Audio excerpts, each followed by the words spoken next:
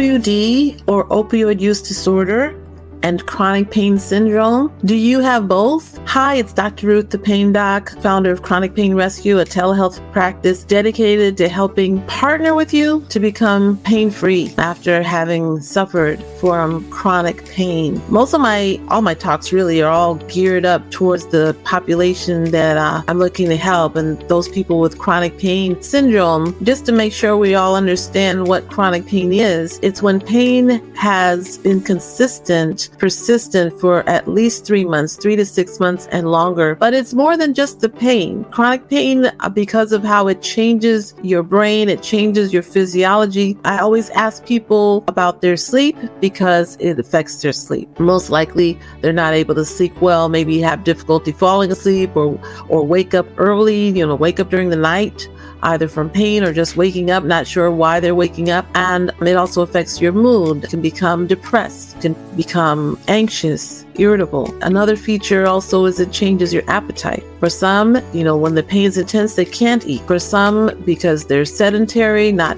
able to do much, not able to go anywhere, they find they're eating a lot more and gaining weight. So I do always ask with chronic pain, how's your appetite? How's your sleep?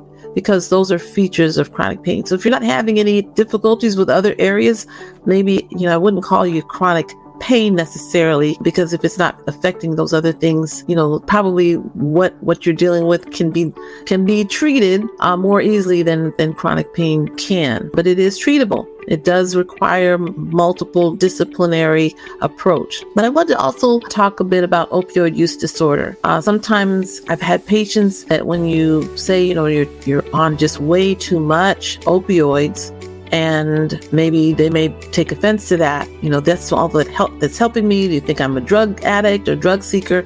No, the truth is you can have opioid use disorder and chronic pain. You can suffer from both things. They're not exclusive of one another. And it's very common. Your primary care doctor maybe was treating you with opioids and, periodically increasing it because maybe it stopped working. You built up a tolerance to where you get to levels where they don't feel comfortable prescribing for you. And so that's at that point when they send you to pain management doctor, which is unfortunate because now you have two problems. Opioid use disorder, just to say, it occurs when opioid use is causing significant impairment and distress. Let's say you try to stop taking your opioids or try taking less and find you're not able to cut back on the amount of doses because of the withdrawal symptoms that you suffer from.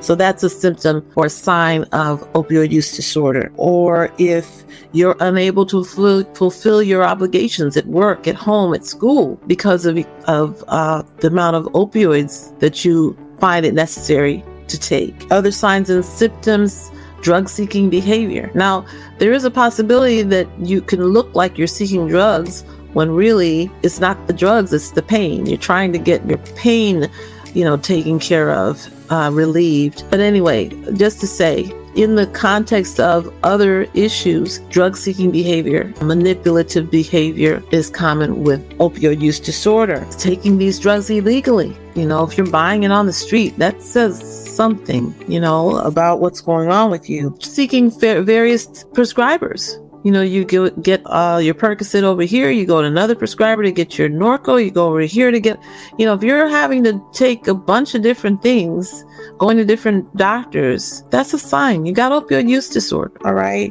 Cravings, you actually crave taking the medication, taking the drug, and the usage is going to increase. The need to take it increases over time. The withdrawal symptoms. Some of your withdrawal symptoms when you've stopped taking opioids, or maybe the last time you took heroin, you can start getting withdrawal symptoms 5 hours later.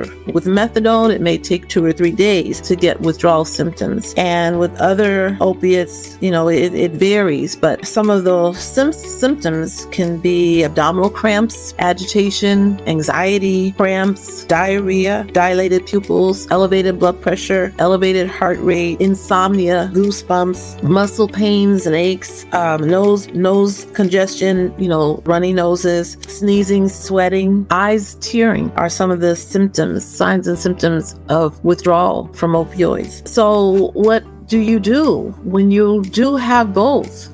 First of all, to recognize that you do have both.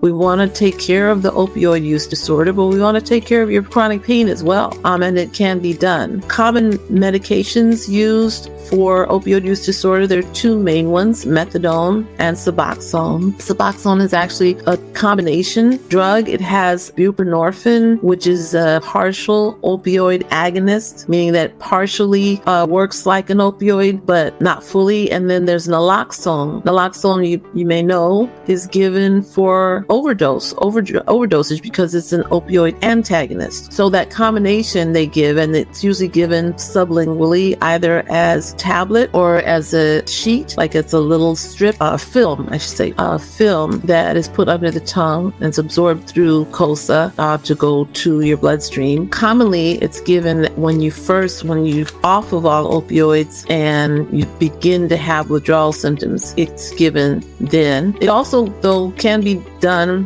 where you are being tapered off of your opioid at the same time you're kind of onboarding the Suboxone so that you avoid the symptoms of withdrawal. Now, methadone's been around for a lot longer than the Suboxones, but Suboxone has been around a pretty good amount of time as well. I think the things that are encouraging about a Suboxone, it's less likely to be abused, which does happen with methadone. Sometimes people, even though they get on methadone to avoid taking opioids, they end up taking it along with, and using it to get high, and which is dangerous. It's very much less likely that that's going to happen with the Suboxone because of the naloxone that is there.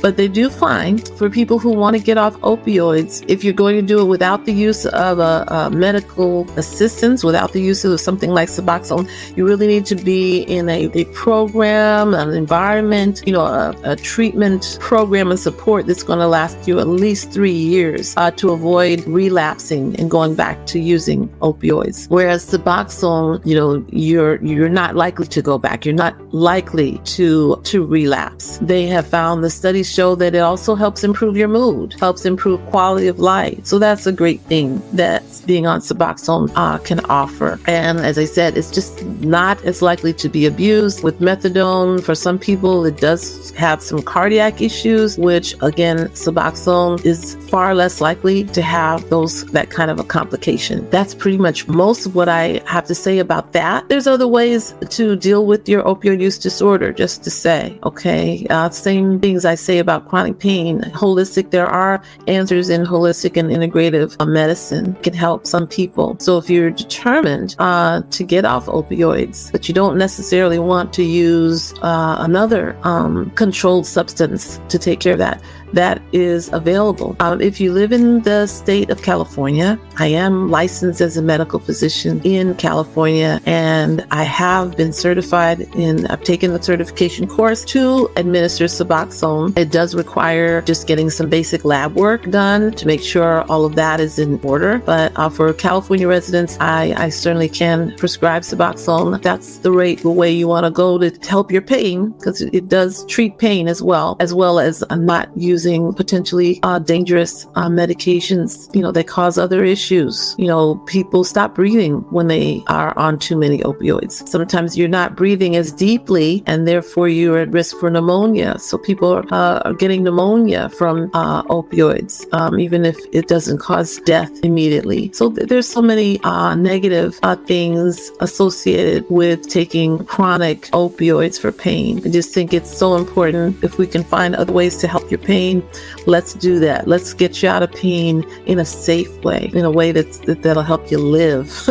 All right. And if there's any questions, if you have any issues you want to speak to me about, you can set up a 30-minute free phone consultation. Just go to my social media pages at Chronic Pain Rescue on YouTube, Pinterest, Facebook, Instagram, and you can set that up. If you know that you've decided you'd like to work with me, I'm ready to work with you. You can also go to the website and schedule an appointment. I'll see you. I'll work with you. All right. Until next time, peace and blessings.